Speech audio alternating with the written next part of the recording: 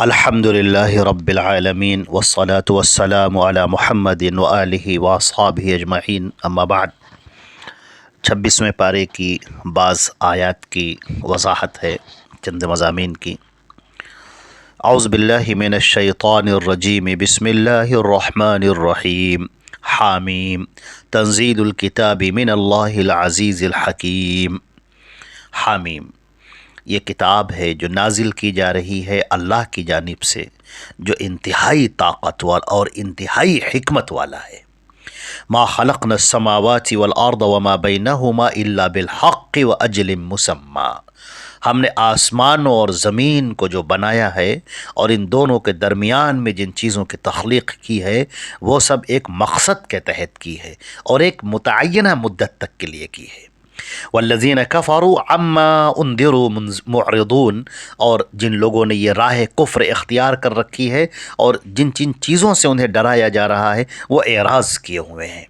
اللہ رب العزت نے فرمایا ہے کہ پہلی بات تو یہ ہے کہ یہ جو کتاب ہے، یہ قرآن پاک ہے، یہ اللہ کی طرف سے نازل ہو رہا ہے، یہ اللہ کا کلام ہے جو انتہائی طاقتور ہے اور انتہائی حکمت والا ہے۔ اس نے اپنا یہ پیغام اپنے بندوں کے نام بھیجا ہے، لہذا اس سے اعراض مت کرو، اس کو سنو، اس پر غور کرو، اس پر تدبر کرو، اس کی آیات پر غور و فکر کرو۔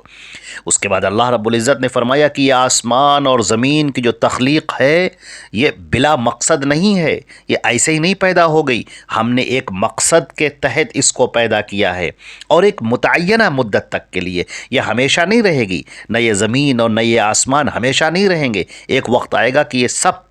کو توڑ پھوڑ کر سب ختم کر دیا جائے گا، پوری کائنات درہم برہم کر دی جائے گی، سورج کو لپیٹ دیا جائے گا اور سب چاند بے نور کر دیا جائے گا، اور باقی پہاڑ جو ہیں روئی کے گالوں کی طریقے سے اڑتے پھریں گے اور سب ختم کر دیا جائے گا، پوری کائنات درہم برہم کر دی جائے گی۔ تو یہ دنیا جس میں تم کو بڑا مزہ آ رہا ہے، یہ دنیا بھی سب ختم کر دی جائے گی۔ لیکن جن لوگوں نے کفر کی راہیں اختیار کر رکھی ہیں، جو لوگ غلط روش پر چلے جا رہے ہیں، نبی کریم صلی اللہ علیہ وسلم سے دور بھاگتے چلے جا رہے ہیں، ان کی باتوں کو سنتے ہی نہیں ہیں، وہ ان سے بالکل اعراض کیے ہوئے پیٹھ پھیر کر بھاگے چلے جا رہے ہیں۔ ان سے ذرا سا پوچھو کہ اللہ رب العزت نے جو یہ کلام نازل کیا ہے اس کو تم سنتے کیوں نہیں، اس پر تم غور کرتے کیوں نہیں؟ ہم نے جو نبی تمہارے درمیان میں بھیجا ہے اس کی باتوں پر، اس کی نصیحتوں پر، اس کے بلاوے پر تم دھیان کیوں نہیں دیتے؟ تم اپنے آپ کو کیوں ضائع کر رہے ہو اور اپنی زندگی کیوں خراب کر رہے ہو؟ اللہ تعالیٰ نے ارشاد فرمایا، قُلْ أَرَأَيْتُم مَّا تَدْعُونَ مِن دُونِ اللَّهِ، آپ اے نبی کہہ دیجئے کہ مجھے دکھاؤ اللہ کے علاوہ تم جن کو بھی پکار رہے ہو، جن کو بھی اپنی مصیبتوں میں آواز دیتے ہو، جن کو مشکل کشا سمجھتے ہو، جن کو تم حاضر و ناظر سمجھتے ہو، جن کو پریشانیوں کا حل کرنے والا سمجھتے ہو، جن کو تم مالک و مختار سمجھتے ہو، جن کو اس کائنات کے اندر تصرف کرنے والا سمجھتے ہو، ذرا مجھے بتاؤ، ارونی، مجھے دکھاؤ، ماذا خلقوا من الارض، انہوں نے زمین پر کیا پیدا کر دیا ہے، کون سی چیز انہوں نے بنا دی؟ یہ پہاڑ انہوں نے بنا دیے کہ سمندر انہوں نے بنا دیے کہ آسمان انہوں نے بنا دیے کہ ستارے انہوں نے بنا دیے کہ درخت انہوں نے بنا دیے؟ کیا کیا انہوں نے؟ ام لہم شرک فی السماوات، یا آسمان میں ان کا کوئی شرک ہے، کوئی شریک ہیں یہ اللہ کی حکومت چلانے میں اور اس کے معاملات میں؟ یہ کیا کچھ دخیل ہے؟ کیا کچھ ان کا حصہ ہے؟ ایتونی بکتاب من قبل ھذا، ہے تمہارے پاس کوئی صحیفہ جس کو تم صحیفہ ابراہیمی کہتے ہو، لاؤ اس کو دکھاؤ۔ تم تورات کہتے ہو، لاؤ تورات میں لا کر دکھاؤ۔ انجیل کی بات کرتے ہو، انجیل میں لا کر دکھاؤ۔ جن آسمانی کتابوں کی تم بات کرتے ہو اس میں لا کر دکھاؤ تم، اگر تم سچے ہو تو لاؤ۔ ومن اضل ممن يدعو من دون اللہ، اس سے بڑھ کر گمراہ کون ہوگا جو اللہ کے علاوہ دوسروں کو آواز دیتا ہے، ایسوں کو پکارتا ہے، من لا يستجیب له الى یوم القیامہ، جو قیامت تک ان کی بات کا جواب نہیں دے سکتا۔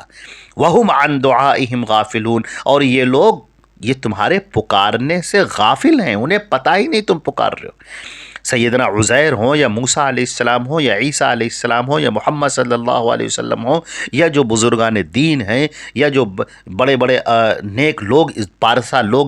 گزرے ہیں، تم جن کو پکار رہے ہو ان کے جانے کے بعد، اس دنیا سے رخصت ہو جانے کے بعد تم جن کو آوازیں دے رہے ہو، جن کو مصیبتوں میں پکار رہے ہو، جن کو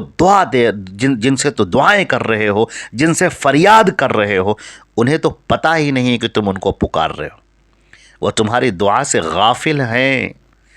وَهُمْ عَنْ دُعَائِهِمْ غَافِلُونَ، وہ ان کے اس پکار سے، اس ندا سے، اس فریاد سے وہ غافل ہیں۔ وَإِذَا حُشِرَ النَّاسُ كَانُوا لَهُمْ أَعْدَاءً وَكَانُوا بِعِبَادَتِهِمْ كَافِرِينَ، اور جب کل قیامت کے دن سارے لوگوں کو ایک ساتھ اکٹھا کیا جائے گا تو یہی لوگ ان کے دشمن بن جائیں گے۔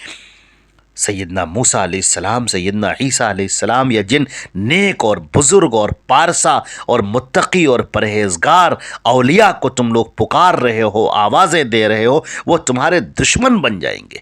اور کہیں گے کیا تم نے کفر کیا، اور وہ اپنے ان عبادتوں سے جو تم عبادتیں کر رہے ہو، اس پکارنے کو جو عبادت کہا گیا، جو نظر و نیاز کرتے ہو، جو طواف کرتے ہو، جو سجدے کرتے ہو، جو ادب سے ان کے سامنے کھڑے رہتے ہو اور ان کے سامنے وہ تمام معاملات کرتے ہو جو اللہ رب العزت کے لیے زیبا ہیں اور اسی کے لیے خاص ہیں، مگر ان کے لیے تم کرتے ہو، وہ اس کا انکار کر دیں گے، وہ رد کر دیں گے، وہ کہیں گے کہ تم نے بہت غلط کیا اور انتہائی نازیبا حرکت کی۔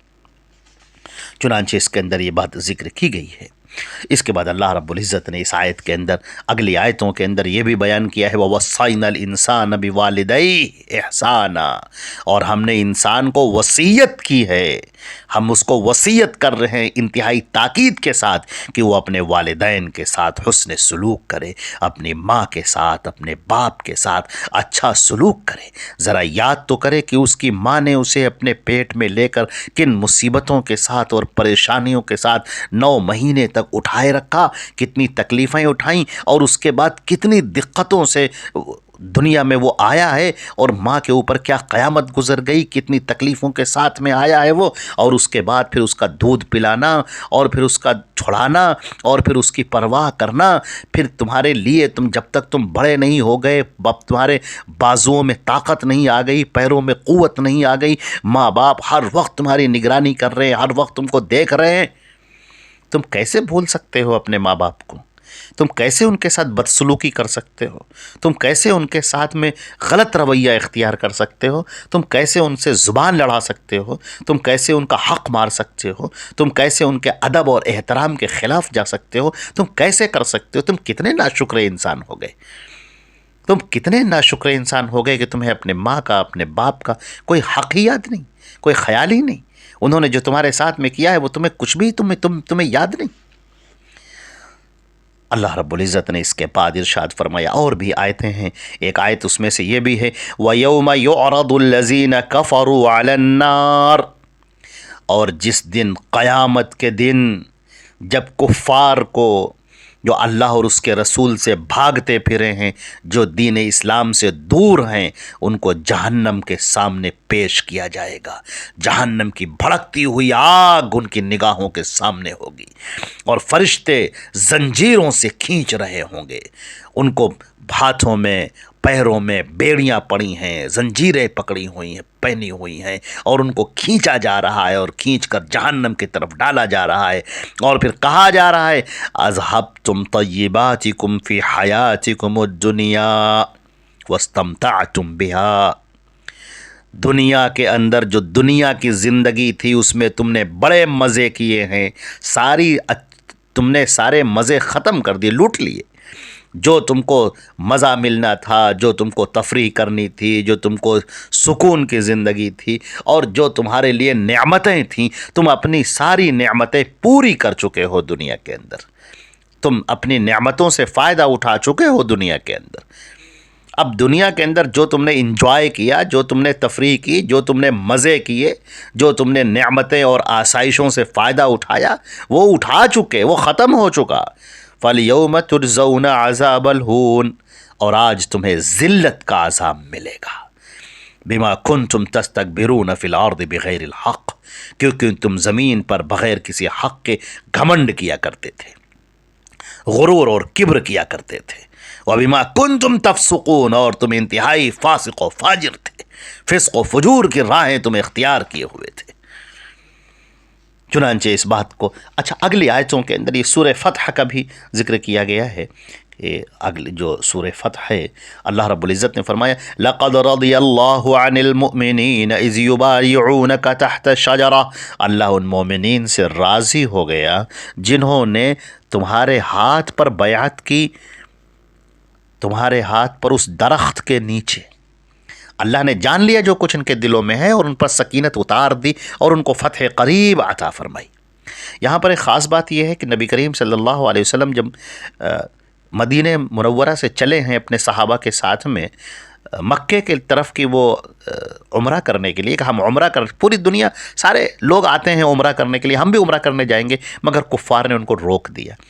آپ نے حضرت عثمان رضی اللہ تعالیٰ عنہ کو بھیجا کہ جاؤ تم جا کر کفار مکہ سے یہ کہہ دو کہ ہم جنگ کے لیے نہیں آئے ہیں، ہم تو عمرہ کرنے آئے ہیں، ہم خانہ کعبہ کا طواف کریں گے، اپنے ارکان ادا کریں گے اور ہم یہاں سے چلے جائیں گے، ہم کوئی جنگ کرنے نہیں آئے ہیں۔ اسی بیچ میں کسی نے خبر اڑا دی کہ سیدنا عثمان شہید کر دیے گئے۔ نبی کریم صلی اللہ علیہ وسلم کو غصہ آ گیا اور آپ اس درخت کے نیچے بیٹھ گئے اور آپ نے کہا بڑھاؤ اپنا ہاتھ، میرے ہاتھ پر بیعت کرو موت کی کہ اس وقت تک واپس نہیں جاؤ گے جب تک عثمان کے قتل کا بدلہ نہیں لے لو گے۔ یہی وہ ہے کہ آپ نے جب اپنا ہاتھ بڑھایا اور لوگوں نے آپ کے ہاتھ پر بیعت کی، اللہ رب العزت کو یہ ادا بہت پسند آئی۔ کیسے مومنین صادقین ہیں، سچے مومن جو اپنے نبی کے ساتھ میں ہیں۔ اور یہ بھی ہم بتا دیں کہ یہ خبر بعد میں جھوٹی نکلی تھی، حضرت عثمان واپس آ گئے تھے، مگر یہ جو بیعت رضوان ہوئی اور جس کا اللہ نے قرآن پاک میں تذکرہ کیا تو بعد کے دور میں لوگ اس درخت کو بڑا متبرک سمجھنے لگے تھے، وہاں بیٹھتے تھے اور اس کو بڑا وہاں پر بیٹھ کر دعائیں کرتے تھے اور یہ سمجھتے تھے کہ بڑا متبرک ہے۔ سیدنا عمر فاروق رضی اللہ تعالی عنہ نے اپنے دور میں جب یہ دیکھا تو انہوں نے کہا یہ شرک کی راہیں اس سے کھل رہی ہیں، انہوں نے اس درخت کو کٹوا دیا اور اس کی جڑیں تک نکلوا دی۔ اس طریقے سے صحابہ کرام سیدنا عمر فاروق رضی اللہ تعالیٰ عنہ کس قدر محتاط تھے کہ کہیں امت کے اندر شرک نہ آ جائے۔ سورہ حجرات بھی اسی کے اندر ہے۔ اللہ رب العزت نے مومنین کو بڑی نصیحتیں فرمائی ہیں اور میں تو درخواست کرتا ہوں تمام لوگوں سے کہ سورہ حجرات ایک مرتبہ ضرور پڑھیں، اس کے ترجمے کے ساتھ ایک مرتبہ ضرور پڑھیں۔ ہم چند نکات پیش کرتے ہیں جس میں اللہ رب العزت نے فرمایا یا ایھا الذین آمنوا لا تقدموا بین یدی اللہ ورسولہ، اے ایمان والو اللہ اور اس کے رسول کے آگے مت بڑھو۔ ذرا سوچئے، ایمان والو جو اللہ اور رسول پر ایمان لائے، تم اللہ اور اس کے رسول سے آگے مت بڑھو، اللہ سے ڈرو، اللہ سننے والا ہے اور جاننے والا ہے۔ یہ بڑھنے کا کیا مطلب ہے؟ یعنی جو اللہ اور اس کے رسول فیصلہ کر دیں پھر اس فیصلے کے خلاف مت جاؤ، اللہ اور اس کے رسول کے احکام کی پاسداری کرو۔ اسی طرح حکم دیا گیا کہ اپنی آواز کو نبی کی آواز پر بلند مت کرو اور ان کو آپس میں جیسے ایک دوسرے کو آوازیں دے کر زور زور سے پکارتے ہو ویسے مت پکارو، نبی کا احترام کرو، وہ رسول ہیں، وہ نبی ہیں۔ جب آواز بلند کرنے کو منع کر دیا گیا تو آپ ذرا سا سوچیں کہ اللہ کے رسول کا جو فیصلہ ہو جائے، ان کی جو صحیح احادیث ہمارے سامنے آ جائے، ان کے فتوے ہمارے سامنے آ جائے، ان کا فیصلہ ہمارے سامنے آ جائے تو ہمارے لیے کیسے جائز ہوگا، کیسے روا ہوگا کہ ہم کسی دوسرے کے فتووں پر عمل کریں، اللہ کے رسول کے احکام کو چھوڑ دیں؟ کیسے ممکن ہے یہ؟ اسی طریقے سے فرمایا گیا کہ اے ایمان والو یا ایھا الذین آمنوا ان جاءکم فاسق بنبأ فتبینوا، اے ایمان والو سنو، اگر کوئی غیر ثقہ شخص تمہارے پاس میں آتا ہے، فاسق شخص تمہارے پاس میں آتا ہے تو ذرا تحقیق تو کر لو،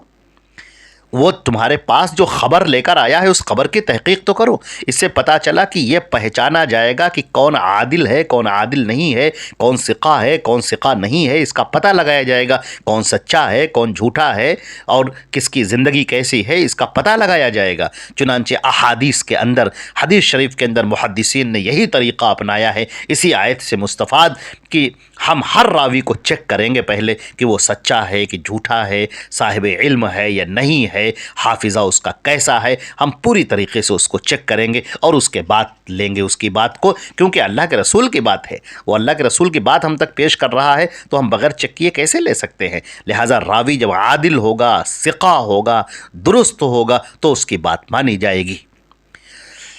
اللہ رب العزت نے اور بھی ارشاد فرمایا کہ اگر مومنین کے دو گروہ آپس میں لڑ جاتے ہیں، دو مسلمانوں میں آپس میں لڑائی ہو جاتی ہے تو ایسا کرو کہ تم ان میں صلح کرا دو،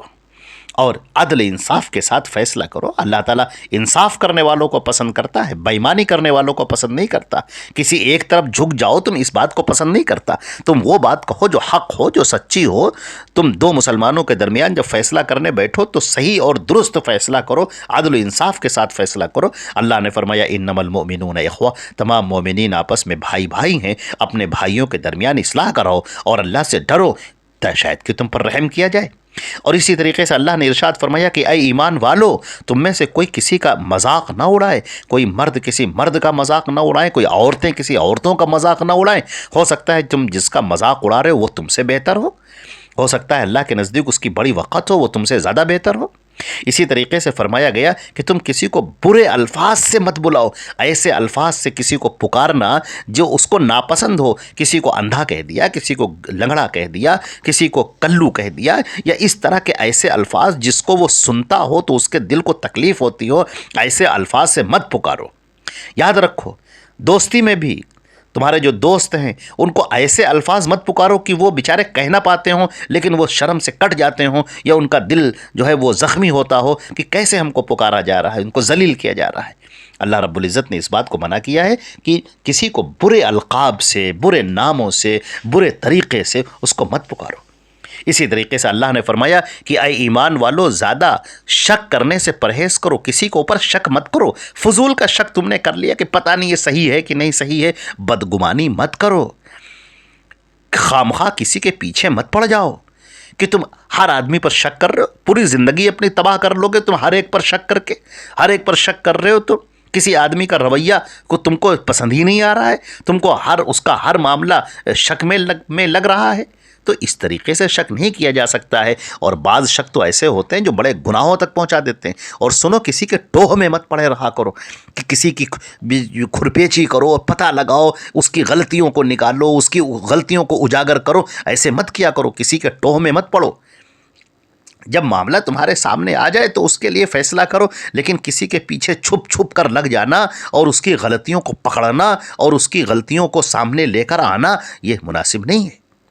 اللہ نے فرمایا وَلَا يَغْتَبْ بَعْضُكُمْ بَعْضًا، تم میں سے کوئی کسی کی غیبت نہ کرے۔ کیا تم میں سے کوئی پسند کرتا ہے أَيُحِبُّ أَحَدُكُمْ أَن يَأْكُلَ لَحْمَ أَخِيهِ مَيْتًا، کیا تم میں سے کوئی یہ پسند کرتا ہے کہ اپنے مردار بھائی کا گوشت کھائے؟ فَكَرِهْتُمُوهُ، کتنا تم کو ناپسند ہوگا۔ اللہ سے ڈرو، اللہ توبہ قبول کرنے والا ہے اور بڑا مہربان ہے۔ نبی کریم صلی اللہ علیہ وسلم سے پوچھا گیا کہ اللہ کے رسول ہمیں یہ بتائیے، اگر ہم کسی کی برائی کر رہے ہوں اور وہ برائی اس کے اندر موجود ہو تب؟ آپ صلی اللہ علیہ وسلم نے فرمایا تبھی تو غیبت ہے، اور اگر نہیں ہے تب تو پھر الزام ہے، اتہام ہے۔ تو معلوم یہ ہوا کسی بھی مسلمان کا اس طرح سے ذکر کرنا کہ اگر وہ سن لے تو اس کو تکلیف ہو جائے۔ عورتیں اس بیماری میں زیادہ مبتلا ہوتی ہیں، مرد بھی ہوتے ہیں۔ کوئی بھی مجلس خالی نہیں ہوتی غیبتوں سے، اللہ کی پناہ۔ ہم بیٹھے ہوئے ہیں آپس میں باتیں کر رہے ہیں، فلاں کا تذکرہ آ گیا، اب اس کی برائیاں شروع ہو گئی، فلاں برا ہے، فلاں ایسا ہے، فلاں ایسا ہے، فلاں نے یوں کیا، فلاں نے یوں کیا، اس کی برائیاں شروع ہو گئیں۔ ایسی برائیاں کہ اگر وہ کھڑے ہو کر سن لے، یا اگر وہ دیوار کے پیچھے سے سن رہا ہو، پردے کے پیچھے سے سن رہا ہو، وہ مرد ہو یا عورت، اس کو تکلیف ہو، اس کی برائیاں اجاگر کی جا رہی ہیں، تشت ازبام کی جا رہی ہیں، محفلوں میں بیان کی جا رہی ہیں، تو اس کو کس قدر تکلیف ہوگی۔ بس یہی غیبت ہے، یہ مردار بھائی کے گوشت کھانے کی طرح ہے، یہ اپنے اعمال کو ضائع کرنے کی طرح ہے، یہ اس طرح سے ہے جیسے کوئی جھولے کے اندر، تھیلے کے اندر سامان لائے اور اس کے نیچے کا حصہ پھٹا ہوا ہو اور سب بہتا چلا جا رہا ہے۔ تم نیکیاں کرتے جا رہے ہو اور غیبت کر رہے ہو، برائیاں کر رہے ہو، کسی پر الزام لگا رہے ہو، غلط کاریاں اختیار کر رہے ہو، سارے اعمال تمہارے ضائع ہوتے چلے جا رہے ہیں، تمہیں دھیان بھی نہیں۔ تو ان غیبتوں سے محفلوں کو بچانا چاہیے، مجلسوں کو بچانا چاہیے، اللہ کا ذکر کرتے رہنا چاہیے۔ اسی طریقے سے اللہ رب العزت نے ایک بات اور ارشاد فرمائی جو بہت اہم بات ہے، یا ایھا الناس انا خلقناکم من ذکر و انثی، لوگوں ہم نے تم سب کو ایک مرد اور ایک عورت سے پیدا کیا ہے، اور قبائل میں اور گروہوں میں ہم نے اس لیے بانٹا ہے تاکہ تم ایک دوسرے کو پہچان سکو۔ تم میں سب سے معزز وہ ہے اللہ کے نزدیک جو سب سے زیادہ اللہ سے ڈرنے والا ہے۔ یہ بات بڑی اہم ہے۔ آج ہمارے یہاں بہت سارے خاندان بنا دیے گئے، یہ خاندان بڑا افضل ہے، وہ خاندان نیچ ہے، وہ خاندان ذلیل ہے، تم فلاں خاندان کے ہو تو نیچے ہو، فلاں پیشہ بہت نیچے کا ہے۔ یہ انسانوں کی جو تقسیم کر دی گئی، کوئی بڑا کوئی چھوٹا، یہ سب غلط ہے۔ سارے لوگ، خواہ کوئی وہ انسان ہو، تمام انسان ایک مرد اور ایک عورت سے پیدا کیے گئے ہیں، سب آدم اور حوا کی اولادیں ہیں۔ تم میں سے سب برابر ہیں، خاندان کی بنیاد پر، نسل کی بنیاد پر، رنگ کی بنیاد پر، خون کی بنیاد پر، قبیلے کی بنیاد پر کوئی بڑا اور چھوٹا نہیں ہے، سب برابر ہیں۔ ہاں، بڑا وہ ہے جو جتنا زیادہ اللہ سے ڈرنے والا ہے، نیک ہے، پارسا ہے، متقی ہے، پرہیزگار ہے، نیکیاں کرنے والا ہے، وہ بڑا ہے۔ لہذا محض اس بنیاد پر کہ فلاں خاندان میں پیدا ہوا اس لیے ہم بڑے اچھے ہیں، بڑے افضل ہیں، اور فلاں خاندان اس خاندان میں پیدا ہوا ہے تو وہ بڑا ذلیل ہے اور بڑا نیچ ہے، یہ اپنے ذہن سے نکال کر کھرچ کر پھینک دینا چاہیے۔ نبی کریم صلی اللہ علیہ وسلم نے فرمایا لا فضل لعربی علی عجمی، کسی عربی کو کسی عجمی پر، کسی عجمی کو کسی عربی پر، کسی کالے کو کسی گورے پر، کسی گورے کو کسی کالے پر کوئی فوقیت نہیں ہے۔ تم سب کے سب آدم کی اولاد ہو اور آدم مٹی سے پیدا کیے گئے تھے، الا بالتقوی، ہاں جس میں جتنا زیادہ تقوی ہے، جو جتنی زیادہ نیکیاں کرنے والا ہے، وہ اللہ کے نزدیک اتنا ہی زیادہ معزز ہے اور اتنا ہی زیادہ محترم ہے اور بڑا ہے۔ اللہ رب العزت ہم کو اور آپ کو عمل کرنے کی توفیق عطا فرمائے۔ یہ 26ویں پارے کے چند نکات تھے جو آپ کے سامنے پیش کیے گئے۔ اللہ رب العزت ہمیں اور آپ کو عمل کرنے کی توفیق عطا فرمائے۔ والسلام علیکم ورحمۃ اللہ وبرکاتہ۔